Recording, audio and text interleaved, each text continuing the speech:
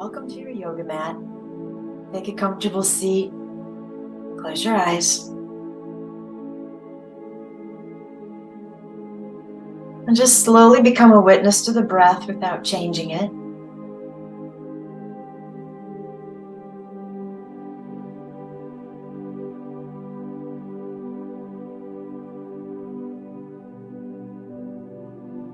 Noticing the pacing of the breath.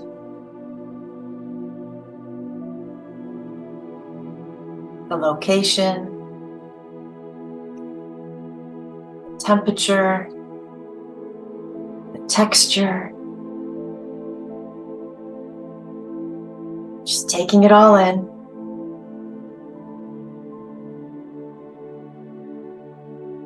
And then let's slowly begin to deepen the breath.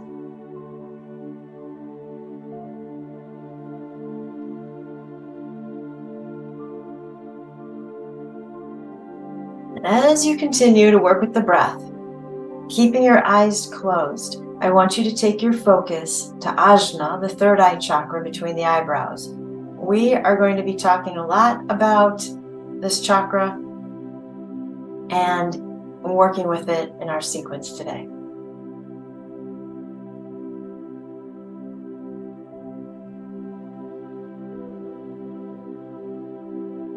And for a moment, with your focus on Ajna, I want you to get curious, let your imagination run wild about what you see there behind closed eyes.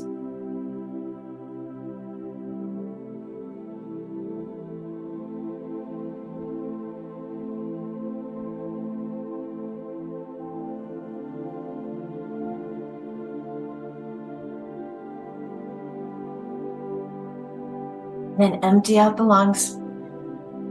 Slow, deep inhale through the nose. Cleansing exhale. Inhale, both arms up.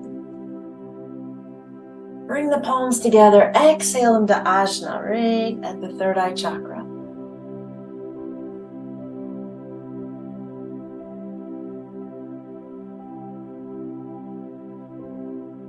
And then release your hands to your heart. And let's pause there to set our intention for our practice.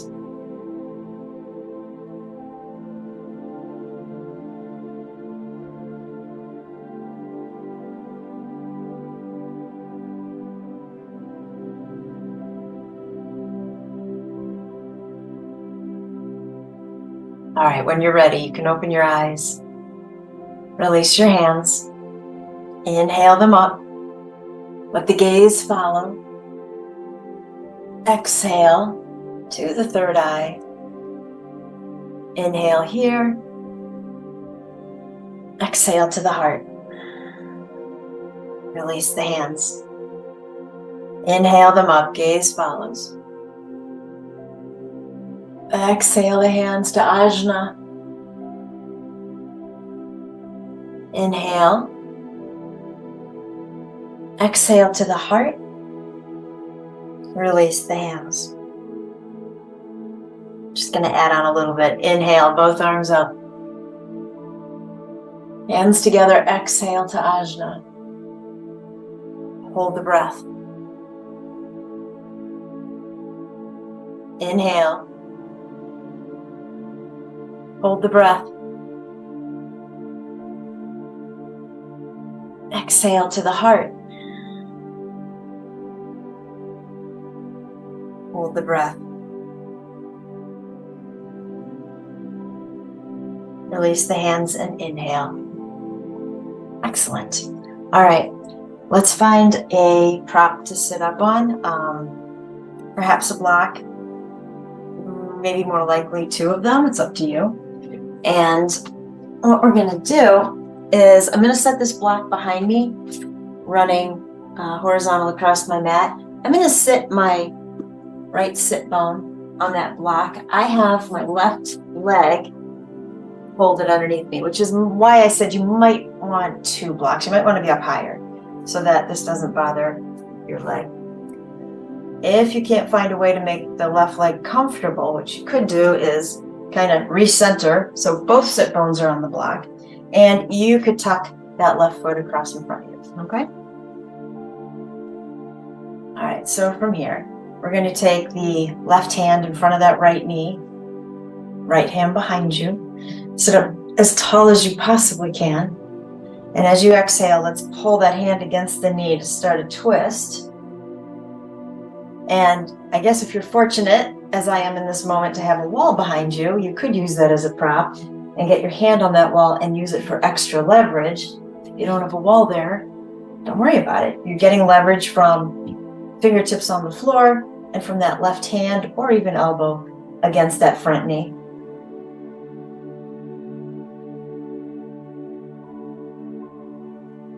Keep breathing. If you need more out of this twist, you could take the left elbow to the outside of that right knee.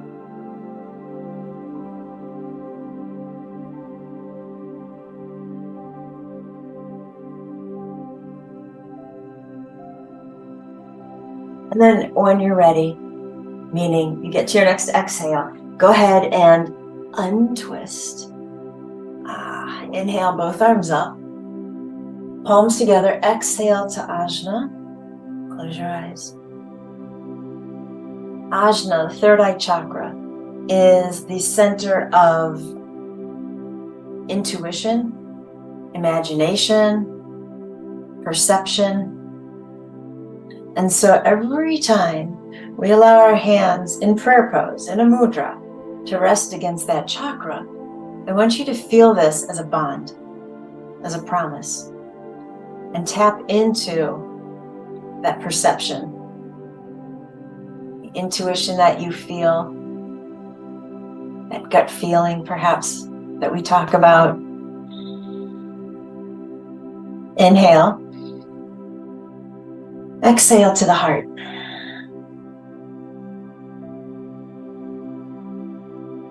And then we're going to do something a little goofy, but it's a good stretch. I'm going to take my left knee. For some reason, I'm having to think between left and right now. Left knee wide, and I'm going to widen out that right leg. Hands down to the ground. Walk your way lower. It could be a fold. It could be elbows to the ground. It could just be slight bend of the elbows. Get a good stretch in the inner thigh on the right leg, and breathe.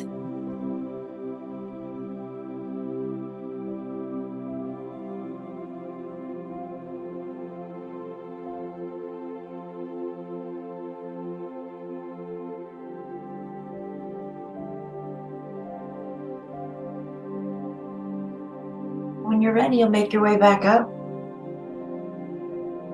I'm going to take the left leg, bring it across in front of me, and you might already have it there.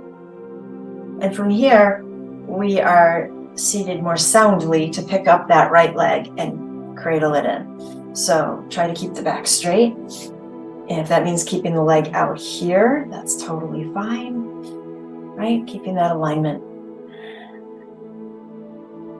You can close your eyes. You can add some movement for this right hip if you want to. Just stay with the breath.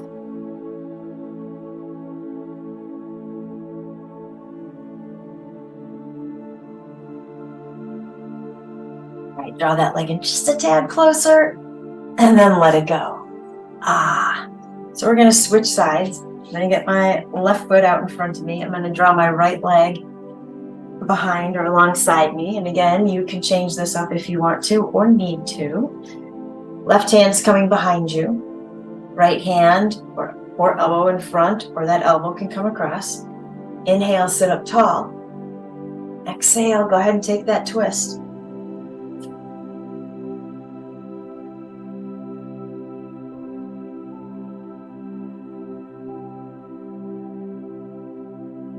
Deepen the breath.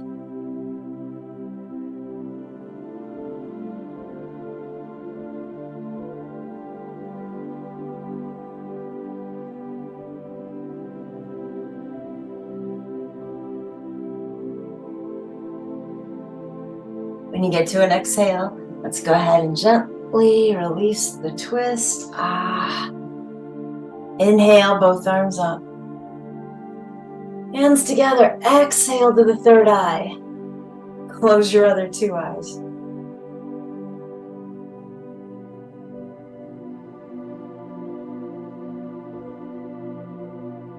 perhaps seeking messages from the heart.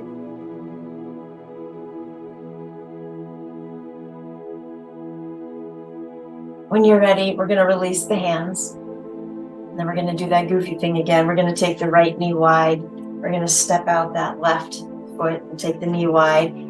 Hands in front, and then just find a stretch that feels good to you.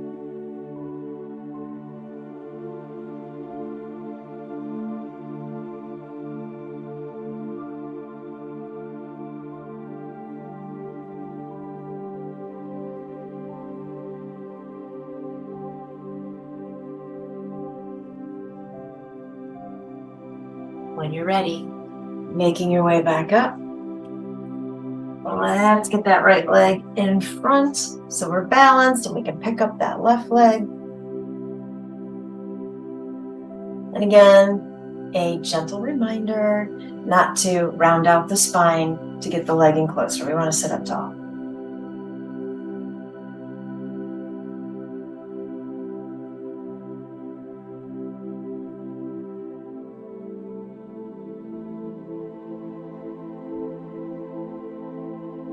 All right, we're going to release that leg.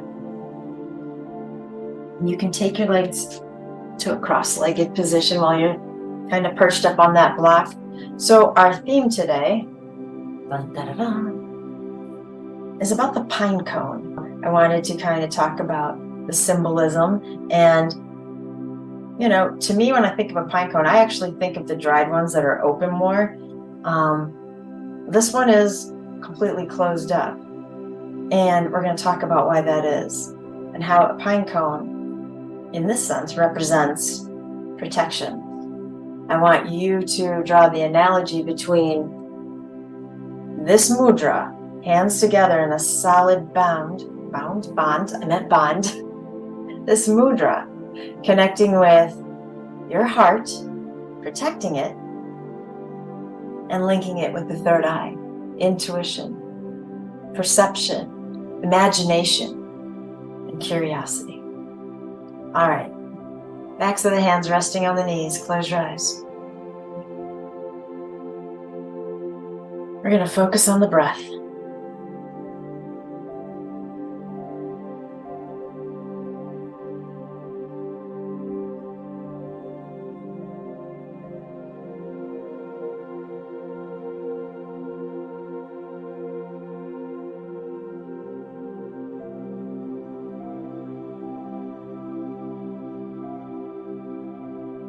With your eyes closed, taking your focus to Ajna. What do you see there?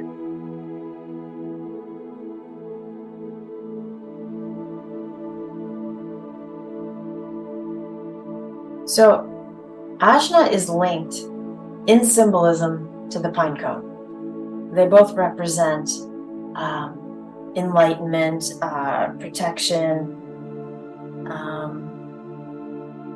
The pine cone, in addition to that, represents fertility.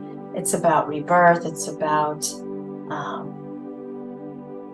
again, that bond of the heart and what you know unconsciously, perhaps, what your true self is trying to tell you.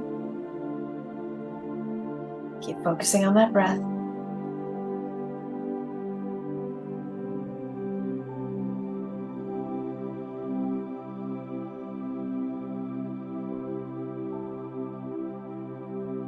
And so with the pine cone, the seeds are inside, and the scales, if you will, leaves of the pine cone, they close up to protect the seeds when the weather is wet and when the weather's cold. If the seeds need more light, you'll find that the leaves or the scales will separate and spread out a little bit. And so it's a very protective plant.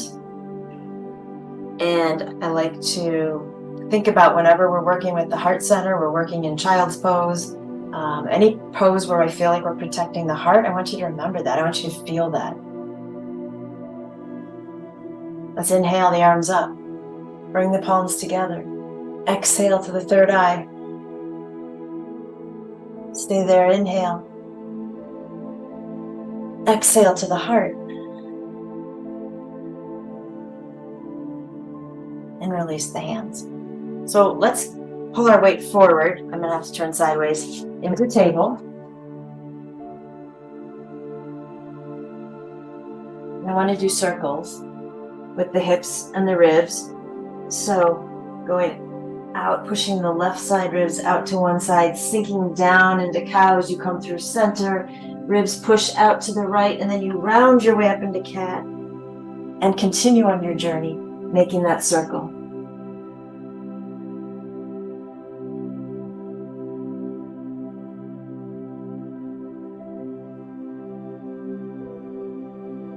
Switch directions.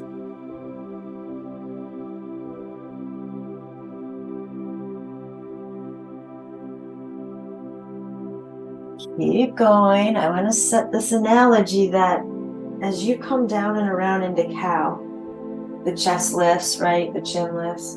I want you to see that as opening up the heart and being curious. And then as you come around and you find your way to cat pose and the head hangs, I want you to see this as nurturing and protecting our heart space. All right. Come back to center, neutral spine. Inhale, cow. We're curious. We're opening the heart. We're receptive to whatever the universe has in store. Exhale, take it to cat. We're nurturing. We're listening to our own needs, our own wants. And we're doing that not just with the heart, but with the third eye. Come back to a neutral spine. Tuck the toes, downward facing dog. Walk it out.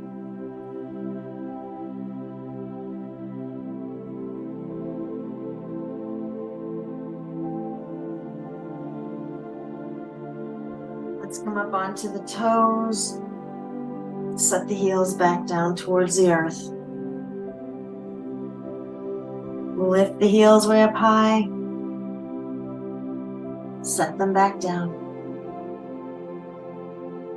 And then from here, let's go ahead, lift the heels, round forward into plank. Let's set the knees down, untuck the toes, modified plank. And exhale our way down. Chaturanga. From here, scooch back here. From here, just a slight cobra. Deepen the breath. And when you're ready, let's release the forehead to the mat. Relax the body. Relax the arms. Let them reach out behind you, palms open.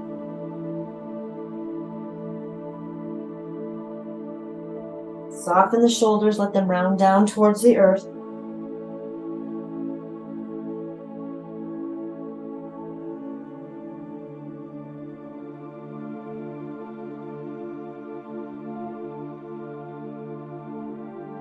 And then feeling the connection between the heart, which is resting on the ground, connecting with Earth's energy, and Ajna, which is also resting on the ground, connecting with that energy. I want you to imagine you can feel the bond.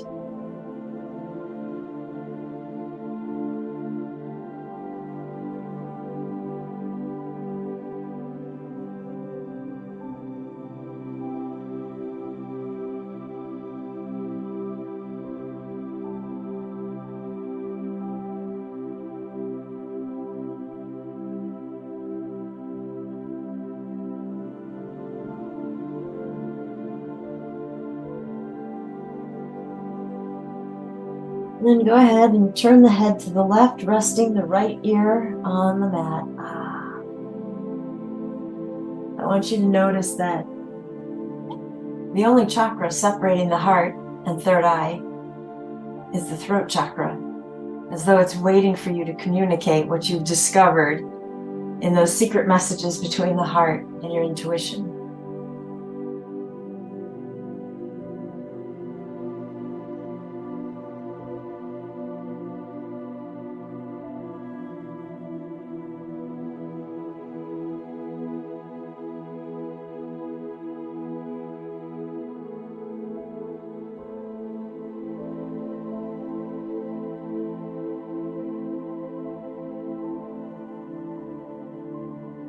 I'm going to turn the head to the other side.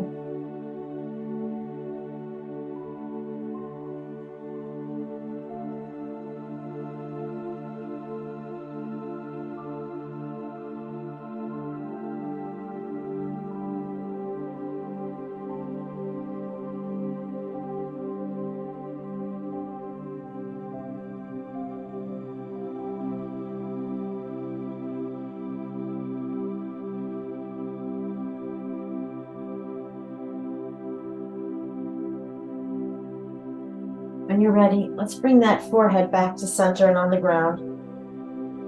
Replant the hands. And let's go ahead and push our way back up. And looking for a blanket.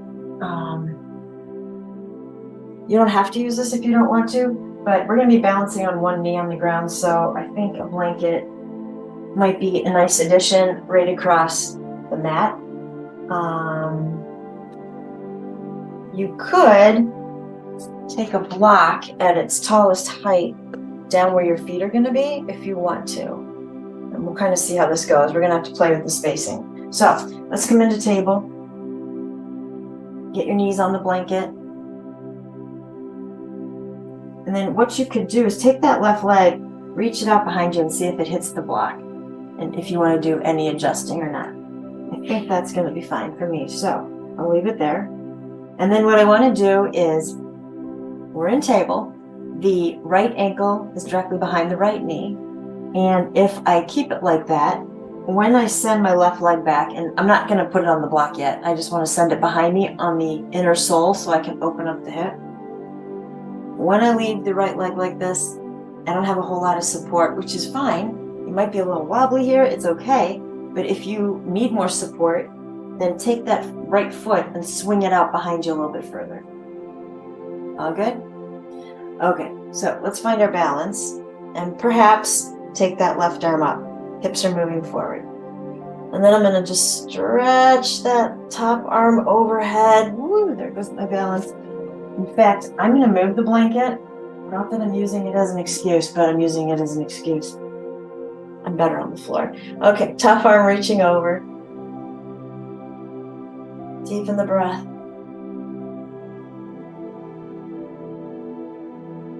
And then let's bring that left arm all the way back up. Release the hand behind the back. Pull the left shoulder back. So what I was thinking with that block is if you wanted to, you could lift that left leg and rest it on the block. So this is more supported. Or find your balance, lift that top leg parallel to the earth and continue to breathe. So we have a lot of options here. You can also keep that foot down on the mat if that makes you happy. And then I'm going to go ahead and take this top leg, bend at the knee, take my left hand, grab onto the foot, and draw that foot in. So I'm wobbling. I'm enjoying the wobbling. I'll be fine. Maybe I will, maybe I won't. Maybe I'll fall over. But you can swing that right foot out behind you for more support. Push the hips forward so you can feel this. Give me a deep breath in. Exhale. Let's go ahead and let go of that leg. Send it back out. Release it to the earth. Let's flip on over back to table and then into either embryo or child's pose.